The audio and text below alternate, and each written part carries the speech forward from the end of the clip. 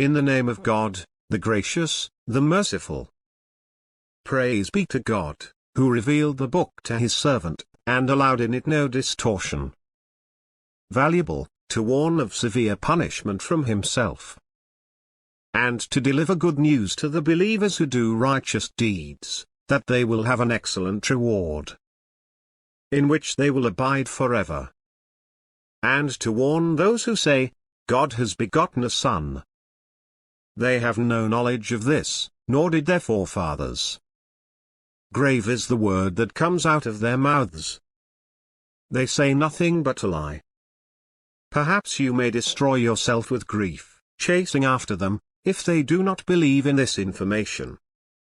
We made what is upon the earth an ornament for it, to test them as to which of them is best in conduct. And we will turn what is on it into barren waste. Did you know that the people of the cave and the inscription were of our wondrous signs? When the youths took shelter in the cave, they said, Our Lord, give us mercy from yourself, and bless our affair with guidance. Then we sealed their ears in the cave for a number of years. Then we awakened them to know which of the two groups could better calculate the length of their stay. We relate to you their story in truth. They were youths who believed in their Lord, and we increased them in guidance. And we strengthened their hearts, when they stood up and said, Our Lord is the Lord of the heavens and the earth. We will not call on any god besides him, for then we would have spoken an outrage. These people, our people, have taken to themselves gods other than him. Why do they not bring a clear proof concerning them? Who, then, does greater wrong than he who invents lies and attributes them to God? Now that you have withdrawn from them, and from what they worship besides God, take shelter in the cave. And your Lord will unfold his mercy for you, and will set your affair towards ease. You would have seen the sun, when it rose, veering away from their cave towards the right, and when it sets, moving away from them to the left, as they lay in the midst of the cave. That was one of God's wonders. He whom God guides is truly guided. But he whom he misguides, for him you will find no directing friend. You would think them awake, although they were asleep. And we turned them over to the right, and to the left, with their dog stretching its paws across the threshold. Had you looked at them, you would have turned away from them in flight, and been filled with fear of them. Even so, we awakened them, so that they may ask one another. A speaker among them said, How long have you stayed? They said, We have stayed a day, or part of a day. They said, Your Lord knows best how long you have stayed. Send one of you to the city, with this money of yours, and let him see which food is most suitable, and let him bring you some provision thereof. And let him be gentle, and let no one become aware of you. If they discover you, they will stone you, or force you back into their religion. Then you will never be saved. So it was, that we caused them to be discovered, that they would know that the promise of God is true, and that of the hour there is no doubt. As they were disputing their case among themselves, they said, Build over them a building. Their Lord knows best about them. Those who prevailed over their case said, We will set up over them a place of worship. They will say, 3, and their fourth being their dog. And they will say, 5, and their sixth being their dog, guessing at the unknown. And they will say, 7, and their eighth being their dog. Say, My Lord knows best their number. None knows them except a few. So do not argue concerning them except with an obvious argument, and do not consult any of them about them. And never say about anything, I will do that tomorrow, without saying, if God wills. And remember your Lord if you forget, and say, perhaps my Lord will guide me to nearer than this in integrity. and they stayed in their cave for 300 years, adding 9. Say, God knows best how long they stayed. His is the mystery of the heavens and the earth. By him you see and hear. They have no guardian apart from him, and he shares his sovereignty with no one. And recite what was revealed to you from the book of your Lord. There is no changing his words, and you will find no refuge except in him. And content yourself with those who pray to their Lord morning and evening, desiring his presence. And do not turn your eyes away from them, desiring the glitter of this world. And do not obey him whose heart we have made heedless of our remembrance, so he follows his own desires, and his priorities are confused.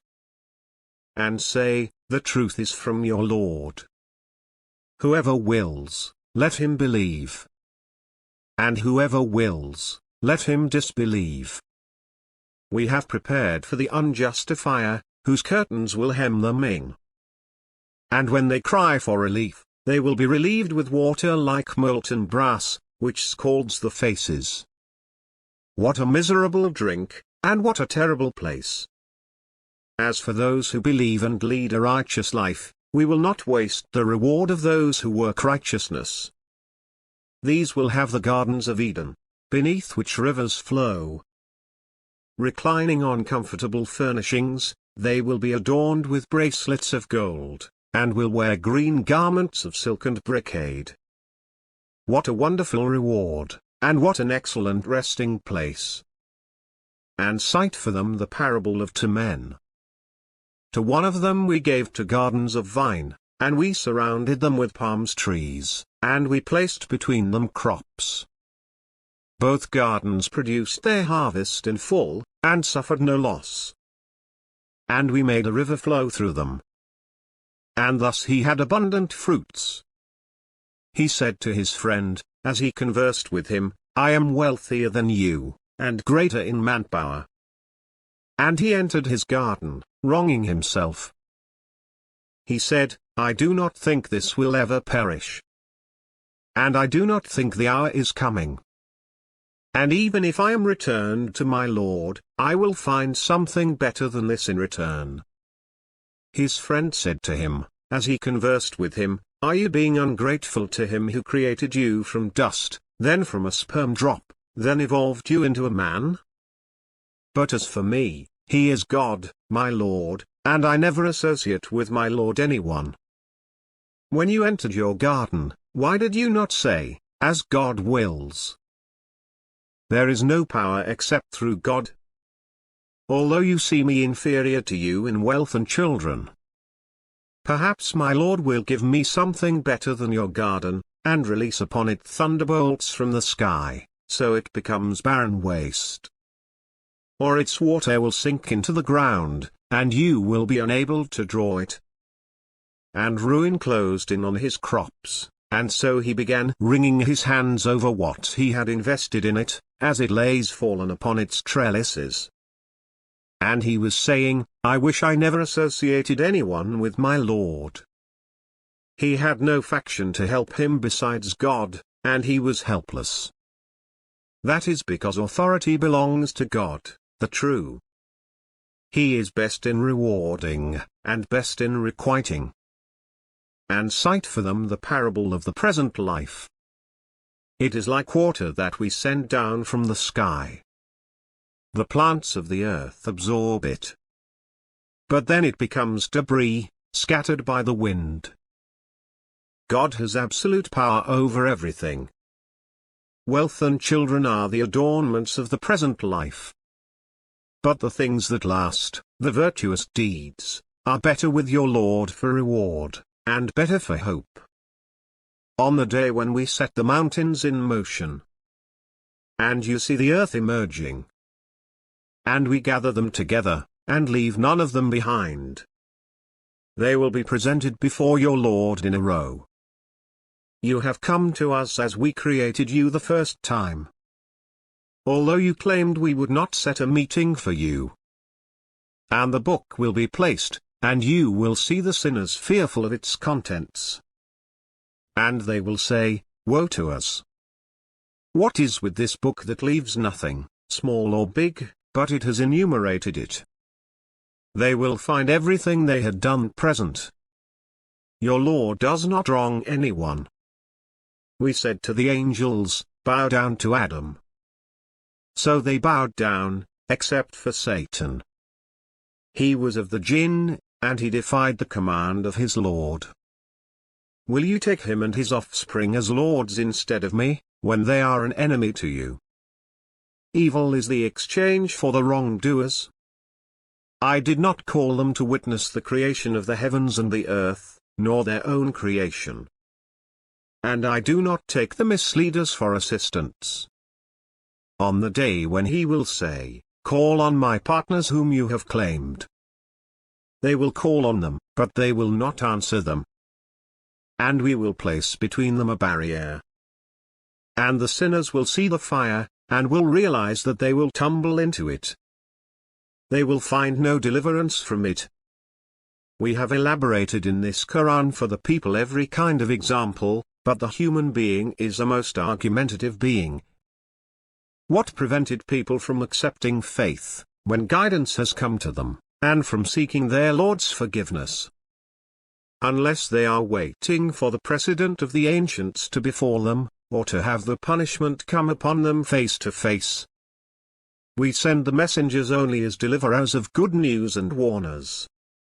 Those who disbelieve argue with false argument, in order to defeat the truth thereby. They take my verses, and the warnings, for a joke.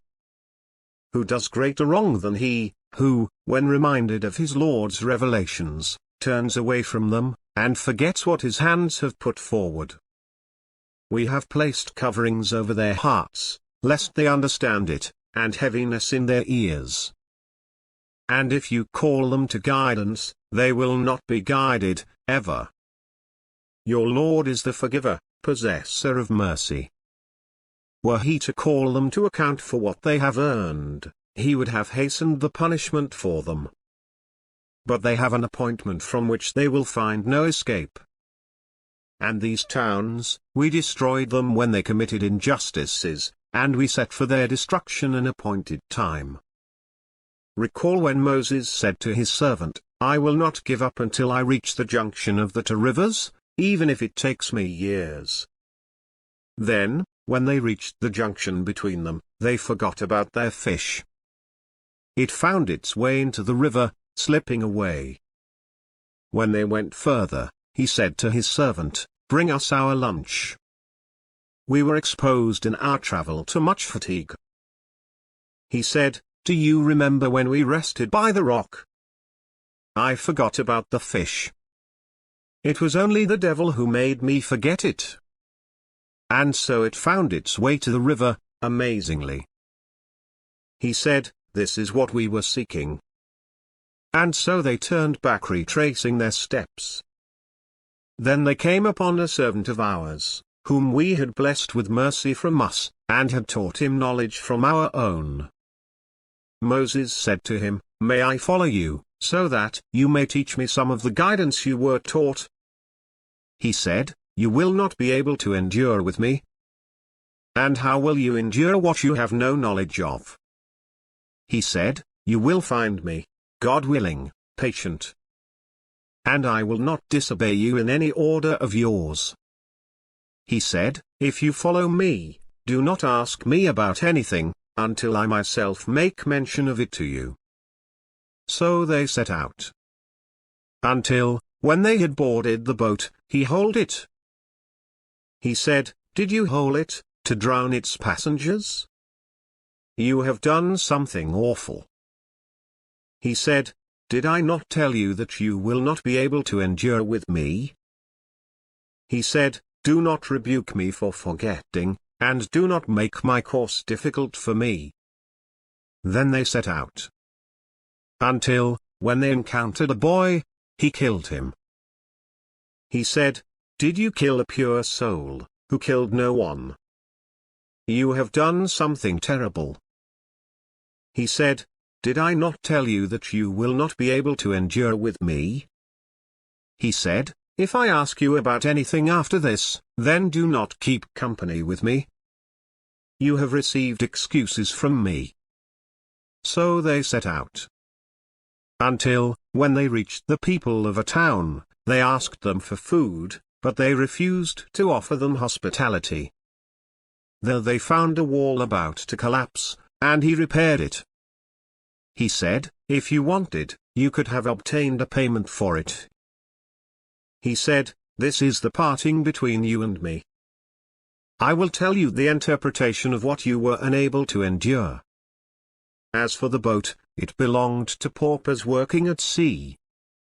I wanted to damage it because there was a king coming after them, seizing every boat by force. As for the boy, his parents were believers, and we feared he would overwhelm them with oppression and disbelief. So we wanted their Lord to replace him with someone better in purity, and closer to mercy. And as for the wall, it belonged to 2 orphaned boys in the town. Beneath it was a treasure that belonged to them. Their father was a righteous man. Your Lord wanted them to reach their maturity, and then extract their treasure, as a mercy from your Lord. I did not do it of my own accord. This is the interpretation of what you were unable to endure. And they ask you about Zulkarnain. Say, I will tell you something about him. We established him on earth, and gave him all kinds of means. He pursued a certain course. Until, when he reached the setting of the sun, he found it setting in a murky spring, and found a people in its vicinity. We said, O Zulkarnain, you may either inflict a penalty, or else treat them kindly. He said, As for him who does wrong, we will penalize him, then he will be returned to his Lord, and he will punish him with an unheard-of torment. But as for him who believes and acts righteously, he will have the finest reward, and we will speak to him of our command with ease. Then he pursued a course. Until, when he reached the rising of the sun, he found it rising on a people for whom we had provided no shelter from it. And so it was. We had full knowledge of what he had. Then he pursued a course. Until, when he reached the point separating the 2 barriers, he found beside them a people who could barely understand what is said. They said, O Zulkarnain, the Gog and Magog are spreading chaos in the land. Can we pay you, to build between us and them a wall? He said, What my Lord has empowered me with is better. But assist me with strength, and I will build between you and them a dam. Bring me blocks of iron. So that, when he had leveled up between the 2 cliffs, he said, Blow. And having turned it into a fire, he said, Bring me tar to pour over it. So they were unable to climb it, and they could not penetrate it. He said, This is a mercy from my Lord. But when the promise of my Lord comes true, he will turn it into rubble, and the promise of my Lord is always true. On that day, we will leave them surging upon one another. And the trumpet will be blown, and we will gather them together. On that day, we will present the disbelievers to hell, all displayed. Those whose eyes were screened to my message, and were unable to hear. Do those who disbelieve think that they can take my servants for masters instead of me? We have prepared hell for the hospitality of the faithless. Say, shall we inform you of the greatest losers in their works? Those whose efforts in this world are misguided, while they assume that they are doing well. It is they who rejected the communications of their Lord, and the encounter with him. So their works are in vain. And on the day of resurrection, we will consider them of no weight. That is their requital, hell, on account of their disbelief, and their taking my revelations and my messengers in mockery. As for those who believe and do righteous deeds, they will have the gardens of paradise for hospitality, abiding therein forever, without desiring any change therefrom. Say, if the ocean were ink for the words of my Lord, the ocean would run out, before the words of my Lord run out, even if we were to bring the like of it in addition to it.